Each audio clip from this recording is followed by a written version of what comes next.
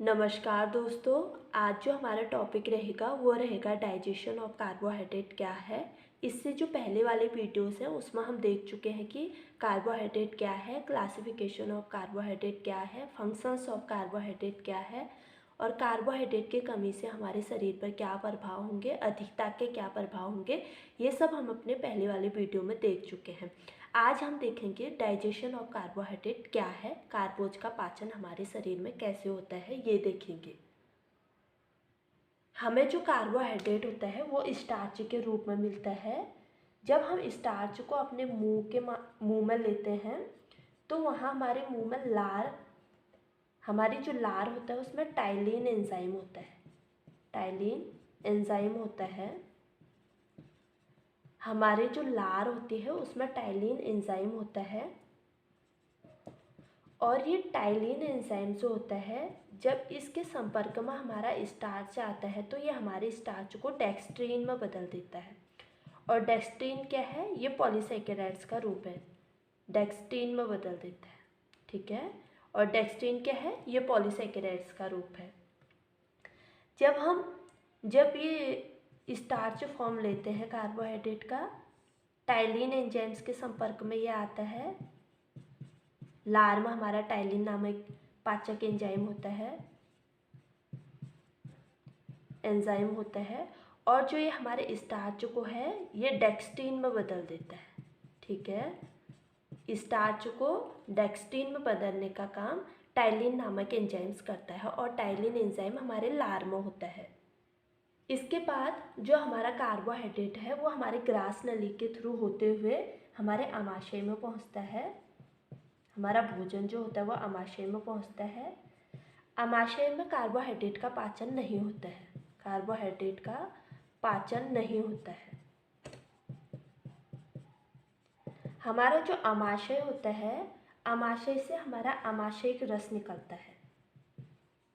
आमाशयिक रस निकलता है जिसे हम गैस्ट्रिक जूस बोलते हैं। गैस्ट्रिक जूस बोलते हैं, निकलता है। ठीक है, हमारे आमाशय से निकलता है गैस्ट्रिक जूस। और जो ये गैस्ट्रिक जूस होता है इसमें HCl होता है, HCl, जिसे हम हाइड्रोक्लोरिक एसिड बोलते हैं। हाइड्रोक्लोरिक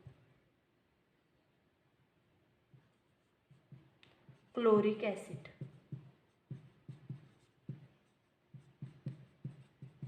बोलते हैं। आमाशय से हमारा HCl निकलता है जिसे हाइड्रोक्लोरिक एसिड बोलते हैं। और जो HCl होता है यह हमारे भोजन को अम्लीय बना देता है, अम्लीय बनाता है। HCl हमारे भोजन में जो जीवाणु होते हैं, जीवाणु विषाणु को नष्ट करता है। और अगर हमारे मुंह में अगर कोई भोजन के साथ कोई जीवाणु विषाणु आते हैं तो हमारे मुंह में जो एंजाइम्स होता है टाइलिन तो स्टार्च का पाचन करता है, लेकिन एक लाइसोजाइम होता है, लाइसोजाइम मुंह में जीवाणु और विषाणु को ये मारता है, जीवाणु को मारता है मुंह में। ठीक है, लाइसोजाइम मुंह में हमारे जीवाणु विषाणु को मारता है और HCl हमारे पेट में जीवाणु विषाणु को मारने का कार्य करता है। जो HCl है, हाइड्रोक्लोरिक एसिड है, ये जब हमारे डेक्स्ट्रीन पर क्रिया करता है, डेक्स्ट्रीन पर क्रिया करता है तो ये उसे डाइसैकेराइड्स में बदल देता है, डाइसैकेराइड में बदल देता है, बदलता है। जो HCl है ये हमारे डेक्स्ट्रीन क्या है, स्टार्च का फॉर्म है। और स्टार्च को डेक्स्ट्रीन में किसने बदला था, टाइलिन नामक एंजाइम्स ने स्टार्च को डेक्स्ट्रीन में बदला था। फिर जब ये डेक्स्ट्रीन हमारी ग्रास नली के थ्रू होते हुए हमारे आमाशय में पहुंचा तो हमारे आमाशय में क्या था, HCl था। HCl के संपर्क में जब ये डेक्स्ट्रीन आया तो ये किस में बदल गया, डाइसैकेराइड्स में बदल गया। ठीक है, जब डेक्स्ट्रीन एंजाइम जब डेक्स्ट्रीन कार्बोहाइड्रेट HCl के संपर्क में आया। HCl क्या है? आमाशयिक रस है। आमाशयिक रस है। तो इसने हमारा जो डेक्स्ट्रीन था उसको किस में बदल दिया? डाइसैकेराइड्स में बदल दिया। बदल दिया। ठीक है, डायग्राम के थ्रू समझने की कोशिश करते हैं कि हमारे आमाशय कैसा होता है। आमाशय कैसा होता है? हमारे आमाशय के 3 भाग होते हैं। जो पहला भाग होता है इसको हम कार्डियक बोलते हैं, कार्डियक। सेकंड को फंडिंग बोलते हैं और थर्ड जो भाग होता है इसको पाइलोरिक बोलते हैं।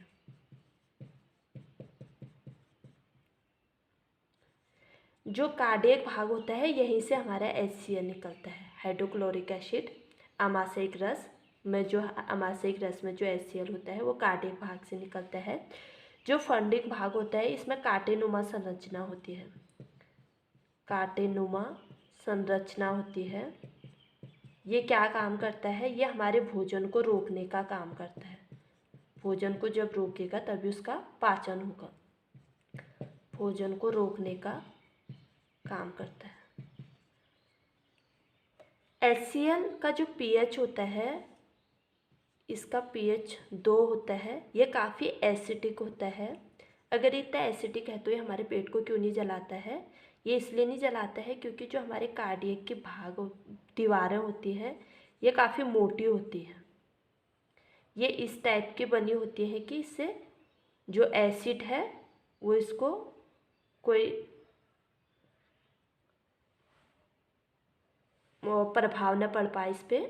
वो होता है HCl।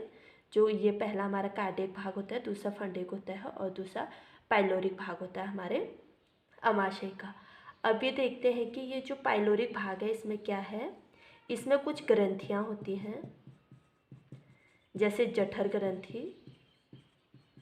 जठर ग्रंथि से हमारा जठर रस निकलता है और जठर रस में कुछ एंजाइम्स होते हैं, एंजाइम होते हैं। इसमें जो एंजाइम्स होते हैं, पहला होता है रेनिन, सेकंड होता है पेप्सिन। पहले होता है रेनिन, दूसरा होता है पेप्सिन।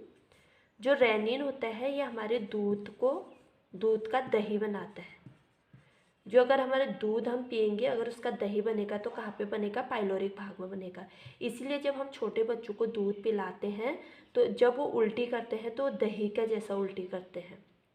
ये रेनिन के कारण होता है। जो पेप्सिन होता है वो क्या होता है? ये प्रोटीन का पाचन करता है, प्रोटीन का पाचन करता है, प्रोटीन का पाचन करता है। और जो प्रोटीन है, जो पेप्टीन है उसको पेप्टोन में बदलता है। प्रोटीन को तोड़कर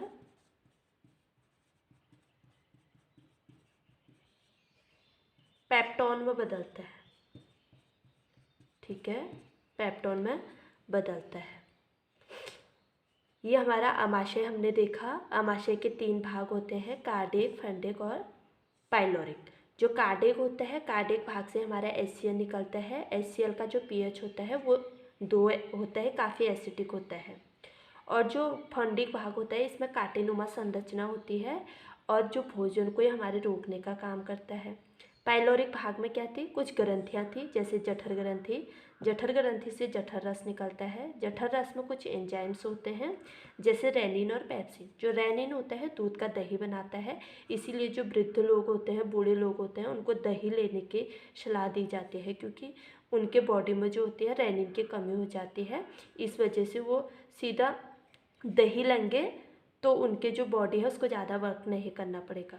फिर हमने पेप्सिन देखा था। पेप्सिन क्या करता है? पेप्सिन प्रोटीन का पाचन करता है, प्रोटीन को तोड़कर पेप्टोन में बदल देता है।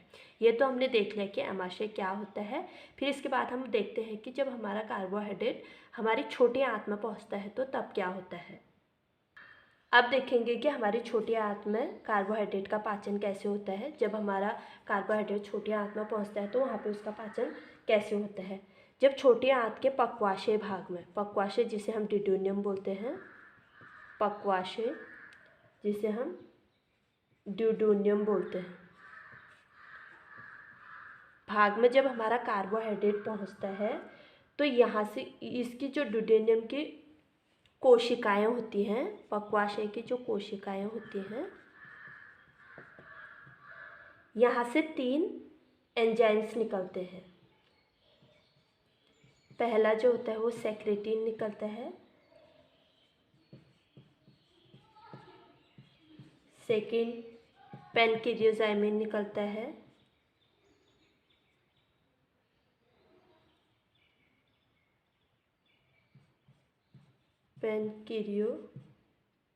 पेनक्रियाजाइमिन निकलता है, और थर्ड जो निकलता है वो निकलता है कोलेसिस्टोकाइनिन।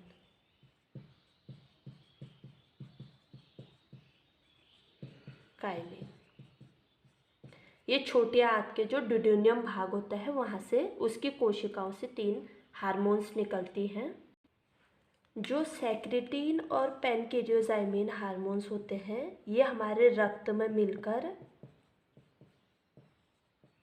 हमारे अग्नाशय में पहुँचते हैं, अग्नाशय में पहुँचते हैं और वहाँ से ये अग्नाशय को उत्तेजित करते हैं, स्टिमुलेट करते हैं।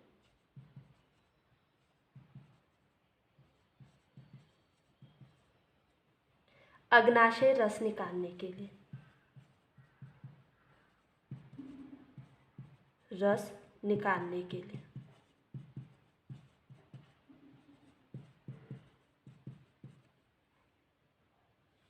जो सेक्रेटिन और पेनक्रियोजाइमिन हार्मोन्स होते हैं, एंजाइम्स होते हैं, ये हमारे रक्त में मिलकर अग्नाशय को स्टिमुलेट करते हैं अग्नाशय रस निकालने के लिए। और अग्नाशय रस में एमाइलेज एंजाइम होता है, एमाइलेज एंजाइम होता है अग्नाशयिक रस में। एमाइलेज एंजाइम अग्नाशयिक रस में होता है। जो ये एमाइलेज एंजाइम होता है ये हमारे डाइसैकेराइड को पूर्णतः माल्टोज में बदल देता है। पूर्णतः जो हमारा एमाइलेज होता है ये स्टार्च का हमारा डेस्टिन फॉर्म हमने देख लिया था ना, स्टार्च को पूर्ण रूप से डाइसैकेराइड्स में बदल देता है, डाइसैकेराइड में बदल देता है। यहाँ पे हम एक चीज़ और देखेंगे कि जो डेक्सटीन HCl के संपर्क में, अमाशयिक रस के संपर्क में आ रहा है तो डाइसैकेराइड में बदलना यहाँ पे प्रारंभ होता है यहाँ पे। लेकिन जब छोटी आंत में पहुँचता है तो एमाइलेज एंजाइम स्टार्च को पूर्ण रूप से डाइसैकेराइड्स में बदल देता है।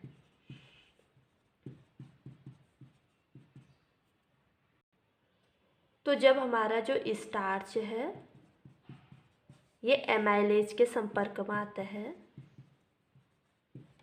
एमाइलेज क्या है, एमाइलेज हमारा अग्नाशय से निकलता है, अग्नाशयिक रस है।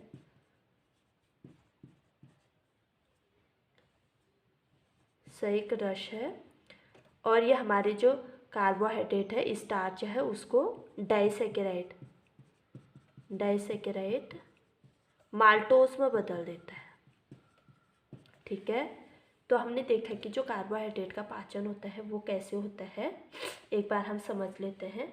जब हम अपने कार्बोहाइड्रेट को मुंह में लेते हैं तो हमारे मुंह में हमारी जो लार होती है उसमें टाइलिन एंजाइम्स होता है।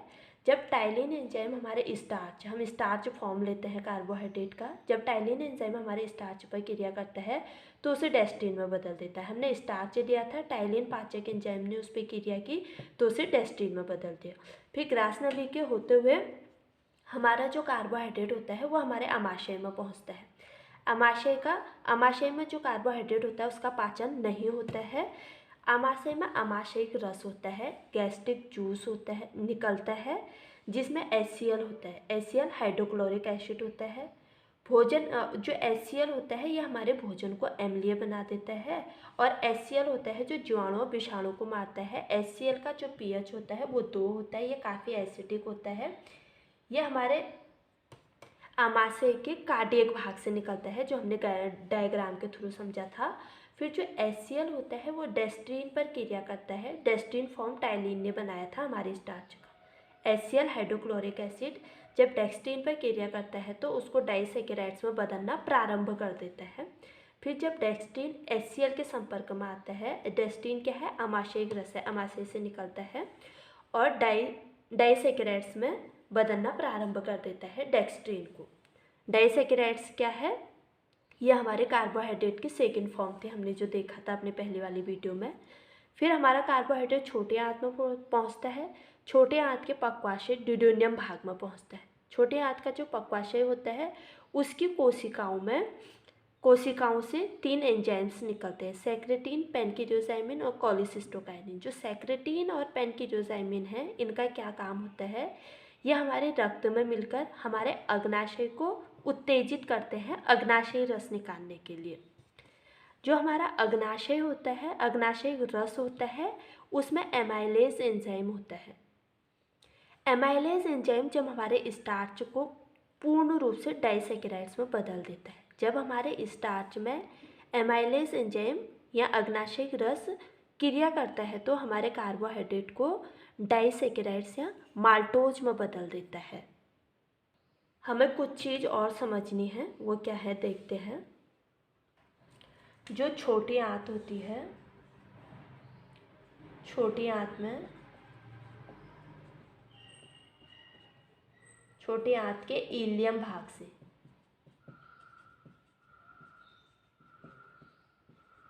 आंत्ररस होता है। छोटी भाग के जो इलियम होता है उसमें आंत्ररस क्षारीय होता है, क्षारीय होता है। इसमें जो क्षारीय रस होता है, आंत्ररस होता है, इसमें कई प्रकार के एंजाइम्स होते हैं, कई प्रकार के एंजाइम होते हैं। जैसे इसमें एंजाइम्स होता है माल्टोज, ये डाइसैकेराइड्स हैं। फिर लैक्टोज, ये भी डाइसैकेराइड्स है, हमने इसे पहले वाली वीडियो में देखा था। डाइसैकेराइड्स में कौन कौन से आते हैं, सुक्रोज। जब माल्टोज पर माल्टेज एंजाइम काम करेगा, माल्टेज एंजाइम क्रिया करेगा तो ये माल्टोज को ग्लूकोज में बदल देगा। और जब लैक्टोज पर लैक्टेज एंजाइम क्रिया करेगा, लैक्टेज एंजाइम क्रिया करेगा तो ये हमको ग्लूकोज प्लस ग्लैक्टोज देगा। हमने कल वाले वीडियो में देखा था ना कि जब हमारे लैक्टोज पे लैक्टेज एंजाइम्स क्रिया करता है तो हमको एक अणु ग्लूकोज और एक अणु लैक्टोज देता है। जो हमारा सुक्रोज है, इस पे सुक्रेज एंजाइम्स अगर जब क्रिया करेगा, सुक्रेज एंजाइम्स क्रिया करेगा तो ये हमें एक अणु ग्लूकोज प्लस एक अणु फ्रुक्टोज देगा, फ्रुक्टोज देगा। ठीक है, तो ये जो सारे हैं ग्लूकोज, ग्लैक्टोज और फ्रुक्टोज, ये हमारे मोनोसैकेराइड्स है। कार्बोहाइड्रेट के कौन सी, मोनोसैकेराइड्स फॉर्म है। और जो माल्टोज, लैक्टोज और सुक्रोज है, ये डाइसैकेराइड्स है। जब माल्टोज पे माल्टेज एंजाइम क्रिया करेगी तो ग्लूकोज बनाएगा, लैक्टोज पर लैक्टेज एंजाइम क्रिया करेगी, ग्लूकोज प्लस ग्लैक्टोज बनाएगा। सुक्रोज पर सुक्रेज एंजाइम्स जब क्रिया करेगी वो ग्लूकोज प्लस फ्रुक्टोज बनाएगा। और जो हमारी छोटी आंत होती है, छोटी आंत में कार्बोहाइड्रेट का 90 से 95% पाचन हो जाता है, पाचन होता है। छोटी आंत में जो कार्बोहाइड्रेट है उसका पाचन 90 से 95% हो जाता है।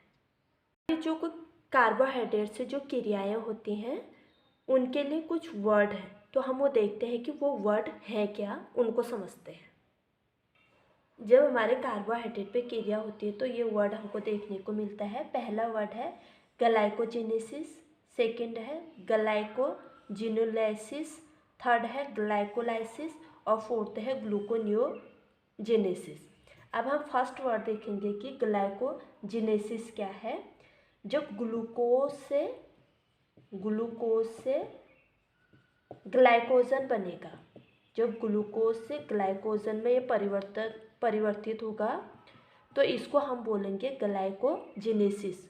परिवर्तन होगा तो इसको ग्लाइकोजेनेसिस बोलेंगे और ये हमारे लीवर और मांसपेशियों में जाके स्टोर हो जाएगा। ग्लाइकोजन हमारे मांसपेशियों में जाके स्टोर हो जाएगा।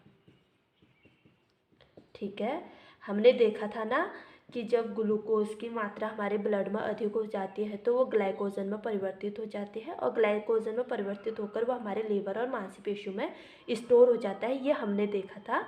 और तो ग्लाइकोजेनेसिस हम इसी प्रोसेस को बोलेंगे, इसी क्रिया को हम ग्लाइकोजेनेसिस बोलेंगे जब ग्लूकोज से ग्लाइकोजन बनेगा।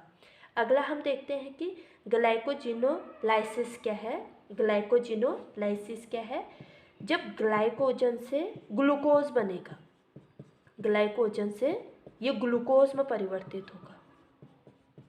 हमने देखा था जब हम बाहर से एनर्जी नहीं ले रहे होते हैं, कार्बोहाइड्रेट नहीं ले रहे होते, हम उपवास या बीमारी की स्थिति में होते हैं, उस टाइम ये ग्लाइकोजन ग्लूकोज में परिवर्तित होता है और हमको ऊर्जा देने का काम करता है। ये हमने अपने पहले वाले वीडियोस में देखा था। लेकिन जो ये क्रिया हो रही है, ये जो प्रोसेस हो रहा है, इसको हम क्या बोलेंगे? ग्लाइकोजिनोलाइसिस बोलेंगे। ये हमारे एग्जाम्स के पॉइंट ऑफ व्यू से काफ़ी इंपॉर्टेंट है। उसमें आता है कि ग्लाइकोनियोजेनेसिस क्या है, ग्लूकोज से ग्लाइकोजन बनना है या ग्लाइकोजन से ग्लूकोज बनना है। जब ग्लूकोज से ग्लाइकोजन बनेगा तो ये ग्लाइकोजेनेसिस कहलाएगा। इस टाइम पे क्या होता है, जो ग्लूकोज है ग्लाइकोजन में परिवर्तित होता है और हमारे यकृत और मांसपेशियों में जाके स्टोर हो जाता है और हमारे ब्लड में जो ग्लूकोज की मात्रा होती है वो संतुलित रूप में रहती है। लेकिन जब हमारे ब्लड में ग्लूकोज नहीं होगा, हम बाहर से ग्लूकोज खाना नहीं ले रहे हैं, भूखे हैं, उस टाइम पे जो ग्लाइकोजिनोलाइसिस वाली क्रिया होगी उसमें क्या होगा, जो हमारा ग्लाइकोजन यकृत और मांसपेशियों में स्टोर था वो ग्लूकोज में बदलेगा और हमारे ब्लड में आके हमको ऊर्जा देने का काम करेगा। आगे देखते हैं कि ग्लाइकोलाइसिस क्या होता है। ग्लाइकोलाइसिस वाली क्रिया क्या होती है उसको देखेंगे। जब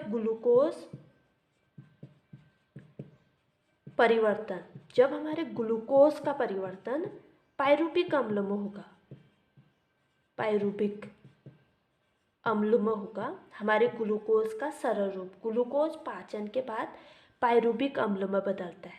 ठीक है, तो इस प्रोसेस को हम क्या बोलेंगे? ग्लाइकोलाइसिस बोलेंगे।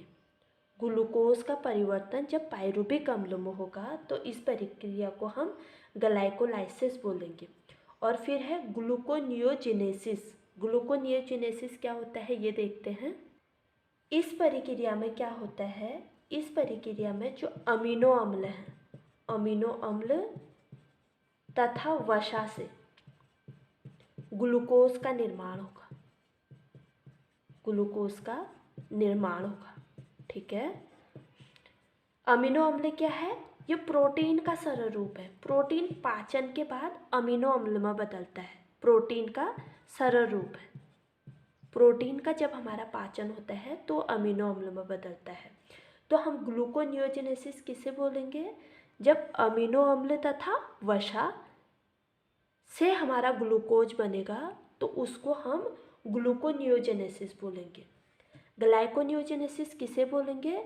जब ग्लूकोज से ग्लाइकोजन में परिवर्तन होगा, जो हमारा ग्लूकोज होगा उसका परिवर्तन जब ग्लाइकोजन में होगा तो हम उसको ग्लाइकोजेनेसिस बोलेंगे। और ग्लाइकोजिनोलाइसिस किसे बोलेंगे? जब ग्लाइकोजन से ग्लूकोज बनेगा।